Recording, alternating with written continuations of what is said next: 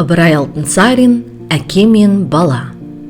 Бір адам 10 жасар баласын ертіп егіннен жаяу келе жатса, жолда қалған аттың бір ескі тағасын көріп баласына айтады: «Анау тағаны балам ала жүр», деп.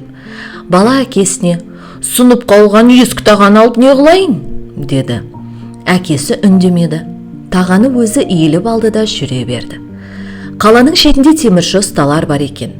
Соған жеткен соң әкесі қайырылып, манағы тағаны соларға 3 тиынға сатты. Одан біраз жер өткен соң шие сатып отырғандардан ол 3 тиынға бір талай шие сатып алды.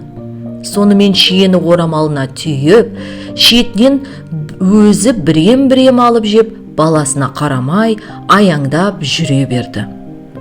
Біраз жер өткен соң әкесінің қолынан бір шие жерге түседі. Артында келе жатқан бала да тымақ қызығып келеді екен. Жерге түскен шиені жалма-жан жерден алып аузына салды. Бітегенеден соң бір шие, онан біраз өткен соң және бір шие.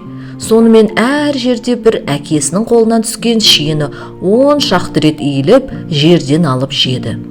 Ең соңында әкесі тоқтап тұрып айтты: «Көрдің бе? Мана тағаны жамансынып жерден бір ғана иіліп көтеріп алуға еріндің.